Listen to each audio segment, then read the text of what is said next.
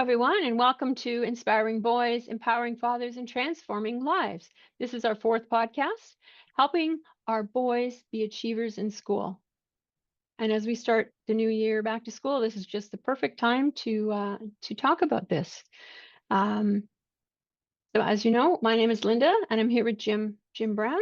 Jim Brown, do you want to say a few words of welcome? Well, I'm happy to be here. I'm happy to be involved in this. I think that this is really worth doing. I think you're doing a great job, Lynda. Keep it up. Good for you. Well, thank you, Jim. We're following Jim's book called Rescuing Our Underachieving Sons, and you're welcome to a copy. Just drop us an email at inspiringboys@menandfamilies.org, and Jim would be happy to send you out a free copy. In the meantime, here's our podcast, and hope you find this helpful this week.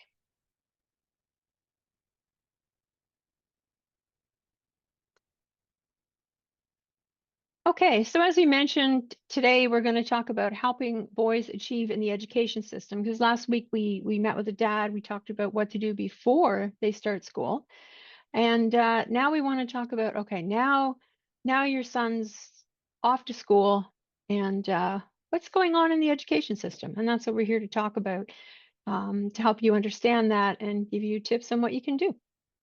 So You'll notice that the first sentence on this says that school is not designed for boys. That statement comes from young boys that have been interviewed, that we've interviewed, that tell us that the way school operates, and these are just little boys, it's a place for women teachers to teach little girls, and the boys, a lot of boys, feel they don't belong, and many of them tell their parents this as well. Of course, then they're told, well, get on with it, and so on. But the fact of the matter is that there is that perception, and so we've listed a few items here under this heading of school is not designed for boys that give an indication of how the school system really doesn't tend to be designed for boys. Lynda? yeah, let's talk about those. So one of them is limited physical activity, and boys are very, any of you that are parents know that boys are very physically active. They have a lot of energy. When my son was young, he had a lot of energy just trying to keep up with them. And so school is you're sitting still all day long, and it's not great for boys. So there's not enough. They need to have time here and there to kind of blow off some steam or some energy, and that's why recess is so important. I know there's a few schools in the U.S. where they've cut out recess, and that's been detrimental to boys. And I'm not sure what's happening in various schools around Canada, but there's always talk of limiting or removing recess. The other thing we've talked about is girl-focused stories. Quite often the stories they read in school are about girls. Girls are the main character, which is fine as long as you balance it with stories where boys are the main character. And Jim, I think you wrote some books with boys as the central role model. Yes, it became quite obvious to me that there weren't a lot of boy-centric books around, and I checked this with the publishers and so on, and they made it very clear to me that they publish about 10 times as many girl-focused stories for young children as they do boys. And when I pressed them on that, they said that in many cases it's because they can't sell books that are boy-focused. That parents tend to buy 10 times as many books for girls as they do boys. But consequently, when children arrive in school, the material they read tends to be very girl-focused. So I think we need to be very conscious of that. I will go on to the next one here and indicate that schools now have largely female teachers, both at the elementary and secondary level. And 50 years ago, about 1/3 of the elementary school teachers were male, and now there are virtually none. And you can easily talk to a school where there are no male teachers in the school at all. And I'm not talking about this from we have to be fair in terms of hiring. I'm not talking about that at all. It's just that, female teachers have never been little boys and male teachers have never been little girls. And consequently, they don't have a deep inside understanding of that. And of course, when it's virtually all female teachers, from a boy's point of view, we're back to that statement about school is designed for women teachers and girls. Takes us to literacy. Okay, Lynda, do what you can with this one. Okay, well, as you know, children learn at different levels and at different ages. They develop reading skills and literacy skills, and they come from a bunch of different backgrounds. So when they come to school, different children are at different stages of literacy. So and what the school does, it assumes that everybody's arriving at one particular level of literacy, and that's not the case. Especially in the primary grades where age makes a real difference. So because we have at least in Canada, in Ontario, people have to, you can come to school up until the December 31st when you turn 4. We've got kids that are turning 4 on December 29th or 31st even, and we've got kids that are turning 4 on January 1st. So some of these kids come to school and there's a 1-year age difference. And that makes a big difference. Their brains aren't even at the same developmental level. So they're at different stages, and the school doesn't recognize this. It's got its program, and the teachers have their program, and that's what the teachers do because that's what they've been told to do. But there's no focus on the individual levels that are coming into the classroom. So we have children, we have easily 2 children can be in the same classroom that are a year apart in age, a year less a day apart in age. And, at my age, probably doesn't make that much difference, but it sure makes a difference when you're talking about a quarter or a fifth of a child's life and development. So, in fact, our classrooms, all of our classrooms, in spite of the grade labels on the door, all of those classrooms are in effect one-room schoolhouses because you have children just on age alone, phenomenally different in terms of age. And then, of course, the maturation and so on of the particular child can be different regardless of the particular age that we're talking about. So these are critical. And of course, the programs that teachers are given to work with, that's not personalized to reflect the different stages of development. And I go back to what I'm saying, and it's very critical that we recognize that if there are 25 children in that classroom, they're at 25 different points, very similar to what you would have experienced in the old days in this area in terms of one-room schoolhouses. And of course, one-room schoolhouses still exist in different spots around Ontario and across Canada. So we need teacher training that helps people to be able to deal with that. That's teacher training that was taken for granted 60 years ago, but isn't now. So there are difficulties with that. So something to keep in mind as we move on, Lynda. Yeah, and we're not just talking about, today what's happening. If we don't address these items, there are a lot of long-term consequences, current terms, but as well as longer-term consequences of academic underachievement, which we're going to talk about. So, we've talked about this before. Boys who underachieve in school, this is what happens to them quite often. They're weak readers in the later grades. As they move forward, their reading skills aren't that great. They're 6 times more likely to be identified as having learning disabilities. So, as an adult, and you're looking at this child and he's not able to read or he's stumbling a bit, you may think he's having learning disabilities, and it's not necessarily the case. He just needs help with his reading. And then, of course, unfortunately, that leads to that he's 60% more likely to be diagnosed as having attention deficit disorder, which is a big problem.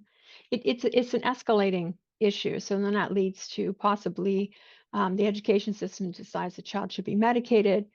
And this goes to our slide that we talked about before, our underachievement cycle. So as we mentioned, you start with lack of success in school, and then the child starts to feel inadequate, like we all do when you start a job. You're uneasy, you don't know the people, you don't know what you're supposed to do, and you start feeling inadequate because people around you are achieving and you're not. And then that's just very stressful for the child. Completely, it's a very debilitating stress. And the child can't articulate that they're under stress, but this is what's happening to them. And then if that's still not resolved, and that's leading to depression, and then they have difficulty sleeping, and then they start doing poor at school, and that's what we call this underachievement cycle. So it keeps happening over and over and over again. It gives us an indication of that we need to be doing things to be dealing with underachieving children who in our current system tend to be mostly boys. We need to be dealing with that, because if we don't, we're just simply building in this cycle, and it becomes a self-fulfilling prophecy. We said, oh, I think this boy is I think boys in general underachieve. And then we create a system where they're guaranteed to underachieve. And we say, see, we were right all along. They're underachievers. No, they're not. We need to deal with it. And it can be dealt with, and it can be prevented. So that's part of what we're going to talk about here. That's part of what we're talking about in general. And it's not just, again, short term. Here's the long-term consequences. Jim, do you want to talk about some of the long-term consequences? Yeah. Once boys have accepted the fact that that school isn't for them, that school isn't for boys, and it isn't for men either, because the reality is that the teachers and the people that run the place aren't the same as they are. Okay, so they're less likely to graduate from secondary school if they've been identified or they are in fact underachieving. They're less likely then to go on to post-secondary school or to a trade school or to develop those skills. And this is really significant because the percentage of boys graduating from secondary school who now are determined they're not going on any further in education because of how they feel about it is increasing. The number of boys going on to post-secondary school is declining. So that's like the first time in history. It's always been increasing. Now it's not. The number of girls going on is increasing. The number of boys is decreasing. And that's not genetic, and it's not gender. It's caused by the way the school system operates. And of course, one of the things that we talk about is what can we do as dads, or what can we do as parents to help to offset that, because we're not likely to suddenly change our schools to reflect this picture. So we need to be looking at what we can do. And this, of course, has long-term economic consequences for boys, and it has for the whole family. Obviously, people that go to post-secondary school, the probability of them being employed at anything is much higher, and the general salaries that they're receiving is much higher. When we talk about girls and them being disadvantaged in terms of their incomes, in fact, if you look at the under 30s, women in general tend to have higher salaries than boys do. And that's related to this whole issue of post-secondary school. When we get to colleges or universities, the majority of the undergraduates are female. It has long-term social consequences for this young man too, in the sense that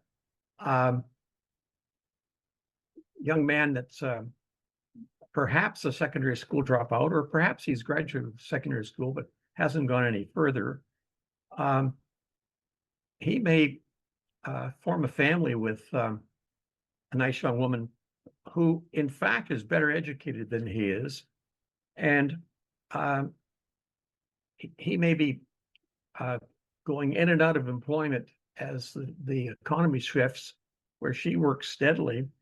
And this has social consequences for that man and for that woman and for the family.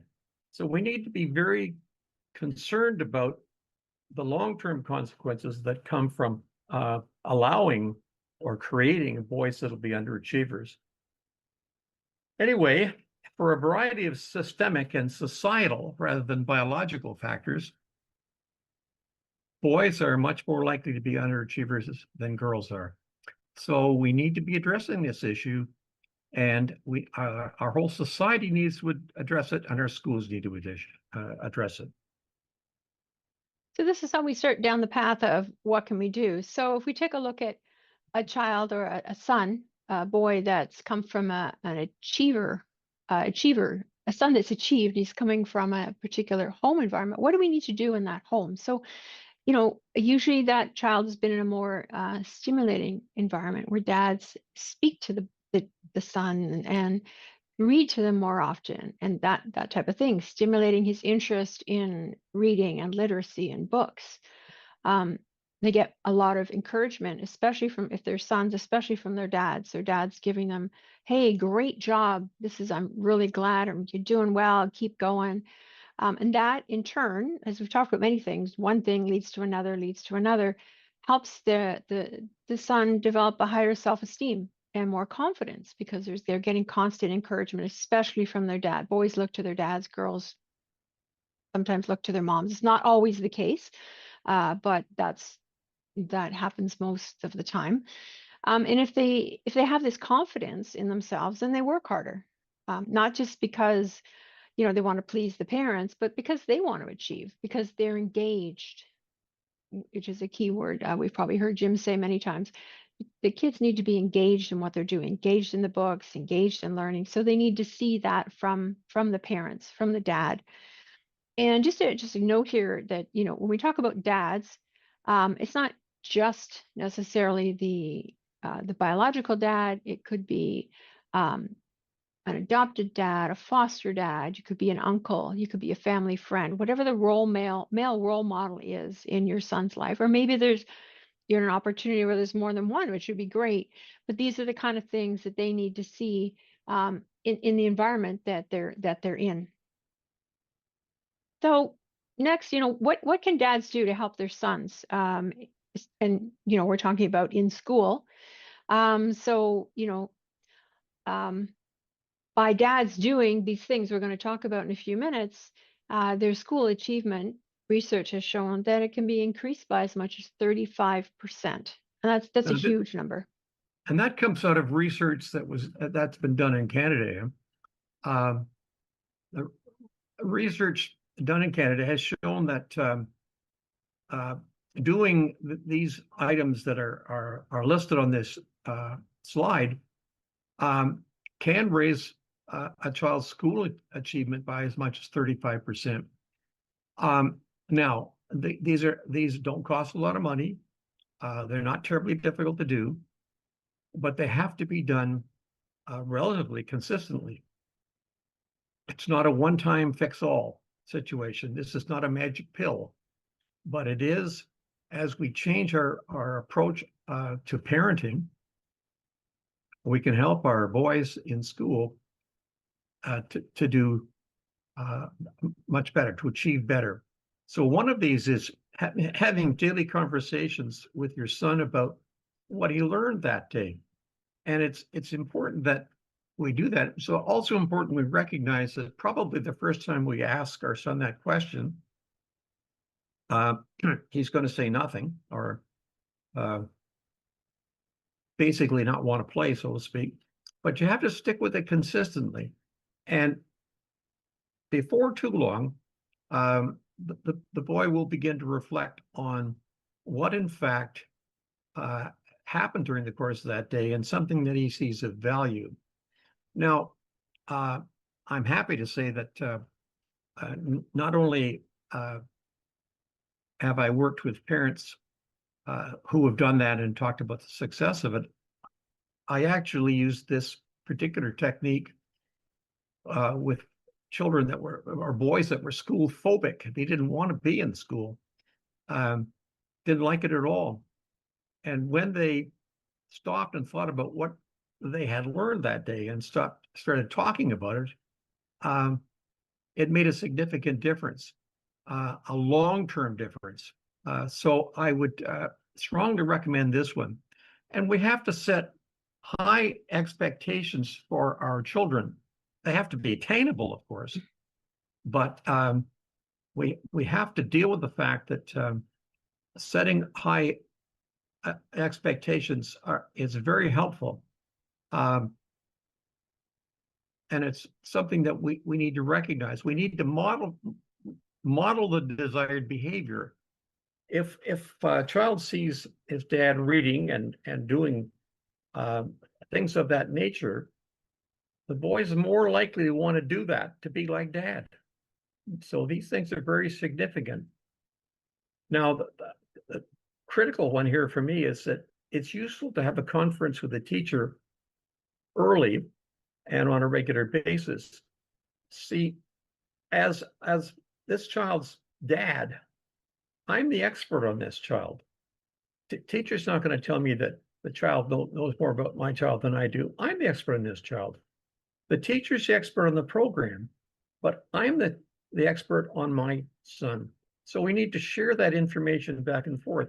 And I say conference with the teacher, it can be as simple as a telephone call to the teacher early in the school year, maybe right at the beginning of the school year, just to fill the teacher in on what they need to know. Maybe it's a drop-in talk for a few minutes.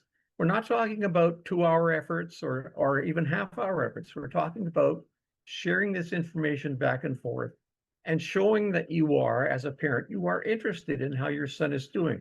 This is not a question of complaining. It's not a question of being critical. It's not a question of going down the list of all the things the teacher supposedly is doing wrong.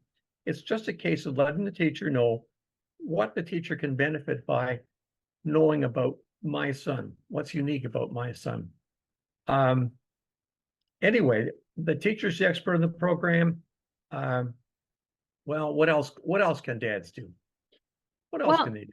you can get a copy of the curriculum, at least in Ontario, at the Ministry of Ontario Education website. And so you can see, here's what your son's expected to be able to do to succeed in that particular grade. What are they going to work on? Maybe ask, talk to the teacher about those various units, whatever the unit is, whether it's whatever they're talking about, whether it's weather or math or whatever they're doing. Ask a teacher about those topics as throughout the time frame and say, hey, what can I do to help him succeed? Even if he's doing well, you can still find out what else can he do. And the most important thing, as we've talked many times, make sure you understand his reading level. Make sure he's at the right level and make sure he enjoys reading. Anything to add there? Well, yeah, I was going to, the next note on there says, we need to remember that poor reading ability is often misdiagnosed as a learning disability. A child arrives in grade 3 and doesn't read very well. And we now begin to say, well, we need to give the child some testing. We need to give this boy some testing. And if the testing comes out saying the child has a learning disability, well, the fact of the matter is an awful lot of the generic learning disabilities that are identified aren't such. And there are school boards in the province, school systems in the province that in fact have addressed this issue and quite successfully and have reduced the number of children with poor reading ability and consequently don't have nearly as many learning disabilities. And I think, Lynda, it's important that you go to that last item that's on there, by dad we mean. Yes, it's really important. So, not everyone has a biological dad living with them or in their family for various reasons. So it could be, a grandpa, an uncle, family friend, um, whatever type of role model. You need to have someone in your son's life. Um, and, whoever that is, whether it's an adopted dad, whether it's, a dad from you're in a split marriage, stepdad, all those types of things, that dad still needs to set that example. So they can help just as much as a biological dad. So when we say dad, this is a context what we mean, a male role model in the son's life, not just the biological dad. So in addition, we have dads that don't live with their sons full time. But these practices can still apply. I know it's hard when you don't live with them, but pick up the phone, send an email, and you can do these same activities. I know it's harder, but you can still do these things over the phone. So when you call your son, this goes back to the question Jim talked about. What did you learn in school today? And each time when you call him and say, "Hey, what did you learn in school today?" Then that starts a conversation with your son, find out what's happening, in his life. And eventually, as we've said before, then the son knows, oh no, dad's going to ask me this question. I better make sure I have the answer. Um, Another thing you can do, you can read a story over the phone.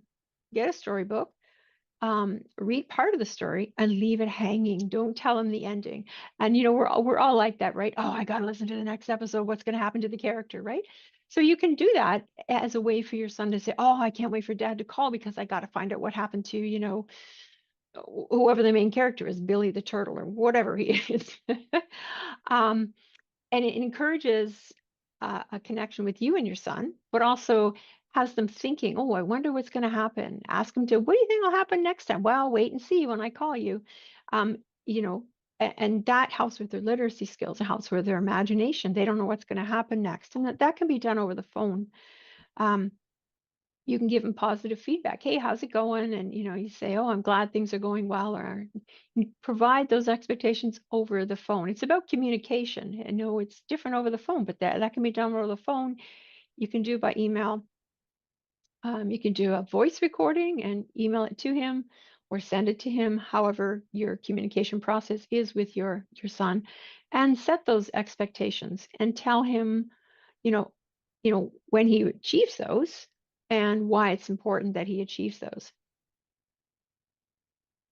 And I think it's really important that we make sure that it's one thing for us to have expectations for our sons, but we need to make sure that our son is aware of what those expectations are. And it's useful to ask the child to tell us how he thinks he's doing. And something else you can do either with your son or, when you see him or over the phone is, build a book with dad. So, I don't know if you've seen those. I don't know if they still have them. Those build a bear. Well, more importantly, build a book. Yeah. And start with your son. Start with a story, and give him some characters. And make up the first part of the story, and you say, "Okay, you think about the story, and next time when I call you, you give me the next episode." And so that gives him something to think about. And then you talk to him and say, "Okay, this is how Billy started out in the story. What do you think's going to happen next? Tell me what your part of the story is." And then you add to it. And then the next time he adds to it. So it's a back and forth. And treat it like a game, so back and forth and back and forth. Here's chapter 1. Okay, you write chapter 2. Well, I'll write chapter 3. And it becomes kind of a fun thing that he can look forward to, that you build it together.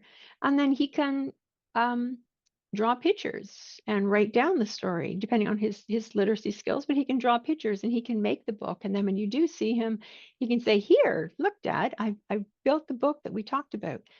And then he gets something he can be proud of, and helps him with writing and literacy because he has to draw the pictures, he has to write the story, and he has to think about it. Everything to add there, Jim? Well, just that it's very, very important that uh, for a boy to be engaged with his dad. Um, his dad cares what's happening to him and that they work together on these things, because it tells the boy that this is what dads do. This is what grown men do. And I want to be like my dad when I grow up. Very, very important. Yeah, Anyway, setting that role model is important. So, yeah, I think oh, so. Very, very, very, very important. so just in summary, we have a, a pyramid here that all the things we've talked about so far in our various podcasts, and how to raise an achiever, an achieving son, a successful son that's going to be successful both not just in education, post-secondary, trade school, economically, socially. It's all important, starting at the very bottom. So with dad reading 15 minutes a day to your preschool son and every day thereafter, every day. Um, and then that way, when the son starts school, he's got basic literacy skills. He'll be able to keep up with what's going on in the classroom. He won't fall behind in his reading skills, and it's something you want to continually work on. And then by grade 3, it's important that your son is able to read at the appropriate level. Jim, did you have anything to add to that about grade 3 is an important marker? Well, uh, the research tells us that if you have the appropriate literary skills at age 15, that's a good predictor of how you're going to do in terms of post-secondary education and a whole lot of activities related to that. But the big predictor of how of your literacy skills at age 15 is how well you're doing it by grade 3. So, and the big predictor for grade 3 goes back to what dads were doing preschool. So it's really important for us to see that there's a connection in these things, and we don't solve it with a magic book bullet somewhere along the line. We work at it consistently from the beginning, and we stay with it consistently. Good stuff. I like it, Lynda. You're doing a great job here. Great. So keep this in mind. This is a good summary of everything we've talked about, and it's a continual, ongoing thing. So, what's up next? Our next podcast, we're going to talk to a dad that has early school age children. And what is he doing? How's it working for him? Has he tried some of the things that we've talked about? And then you can hear what he has to say. Send us your comments and questions. We'd love to hear from you. Um, you know, send us your, sorry, my power's flickering here with the thunderstorm. Apologize. Send us an email at inspireboys@menandfamilies.org. We want to hear from you. Tell us what you've tried. Tell us what you like. Tell us what you don't like. Or give us suggestions that we can share with other dads. That's what we're looking for. Dads communicating with dads. We have a survey if you want to fill in. We'd again love to hear from you. We'll send you a copy. Just send us an email. And as we talked about at the beginning, if you want some more data and research to support what we've talked about on our podcast, Jim's happy to send you a book, his book that he wrote. And he's also has some children's books that he's written that are also available. Any last words, Jim, before we wrap up? Well, I want to say that it's been delightful to be involved in this, and I'm really looking forward to the next session we have where we get a dad who has young school age boys on. That'll be useful for all of us. Thank you Yes, we're very really much. looking forward to that. Thank you. Thank you, Jim. Thank you for folks that are listening, and have a great day.